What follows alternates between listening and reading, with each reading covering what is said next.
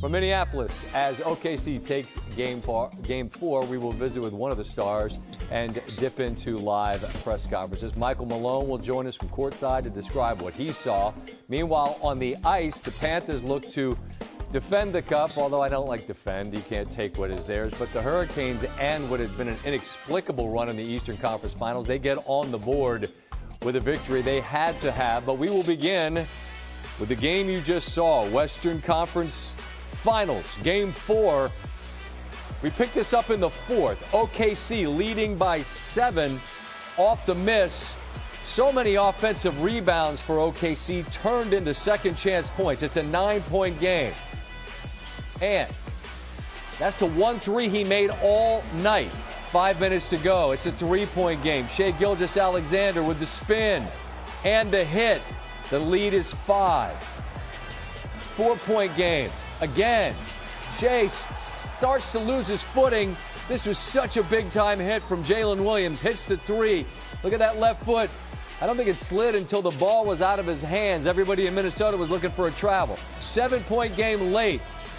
Edwards finds Dante DiVincenzo, who had an enormous game. He hits the corner 3. But every single time, the Thunder had the answer. There's Williams, part of his 34-point night. Off the miss, second chance points for Minnesota. 5-point game cut to 2 as McDaniels hits the corner 3. Late, it's a 2-point game. You got to get the miss, got to get the rebound. They can't quite do it.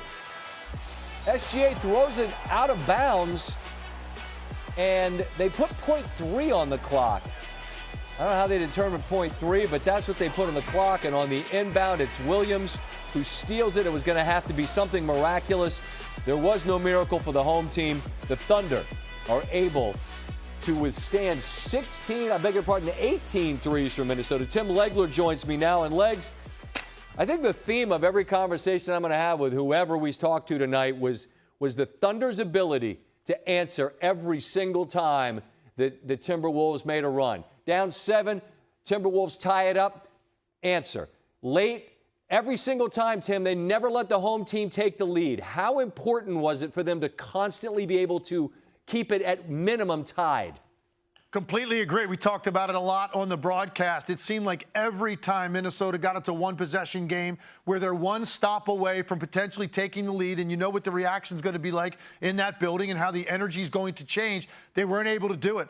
And it was different guys, but primarily their stars. When you get that kind of an offensive performance out of Jalen Williams and Chet Holmgren to go along with what Shai normally does, you know, it's a miracle, really. Minnesota was even in this game when you look at how quiet Anthony Edwards and Julius Randle were, and all 3 of Oklahoma City's big guns play that way offensively.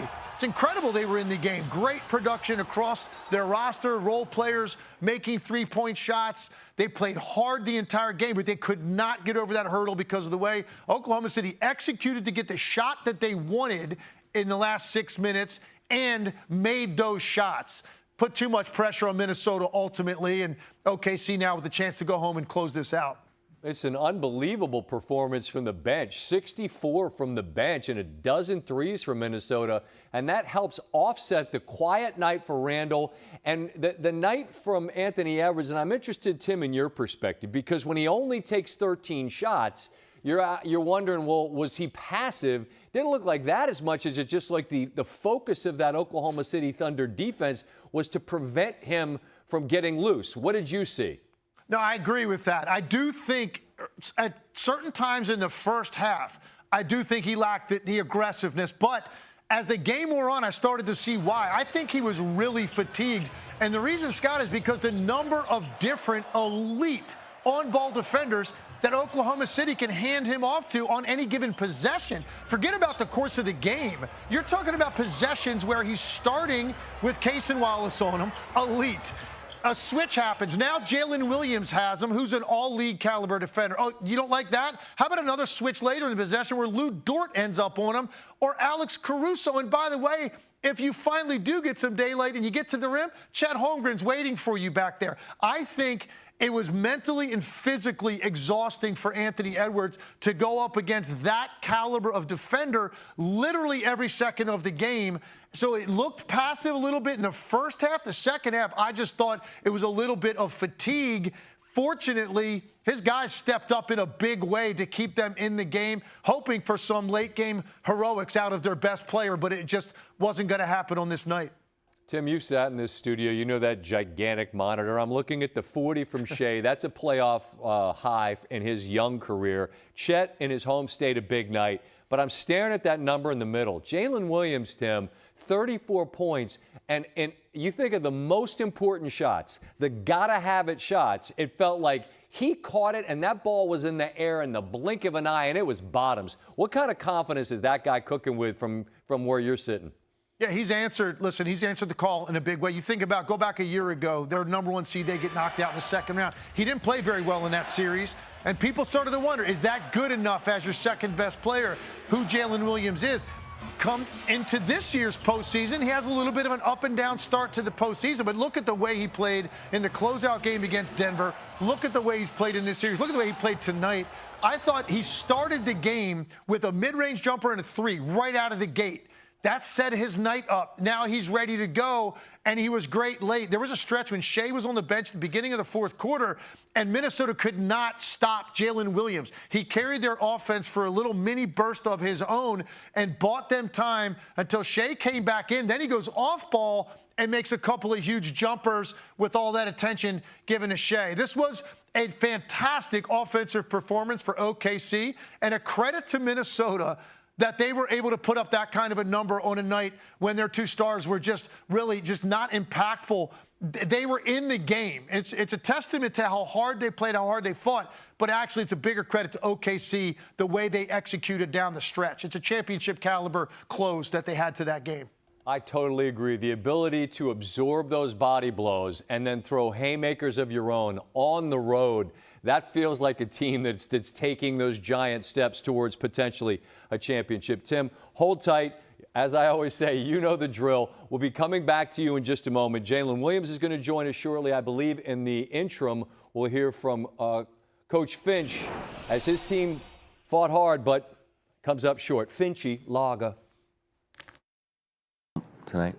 Absolutely. You know, it's 40 between the two. You know, you're not going to beat a team like this if you're certainly turning it over 20-plus times and letting them have a bunch of second-chance opportunities.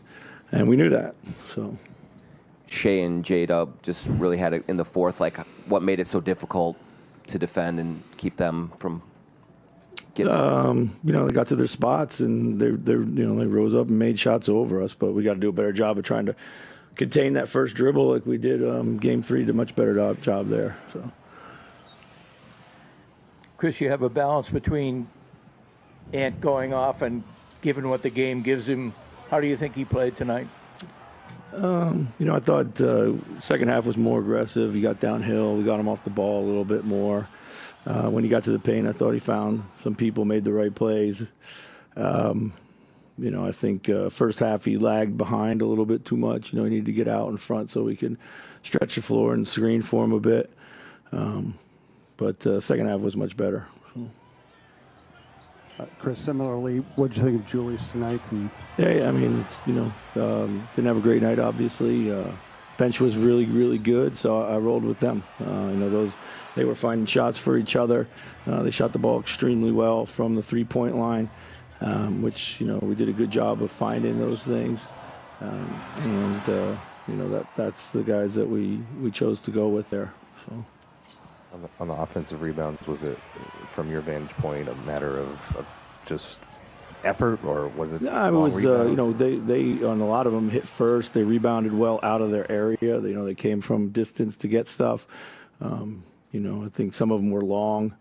Those we were all trying to track back, and some of them were long, and we weren't able to get those, particularly later in the game. So.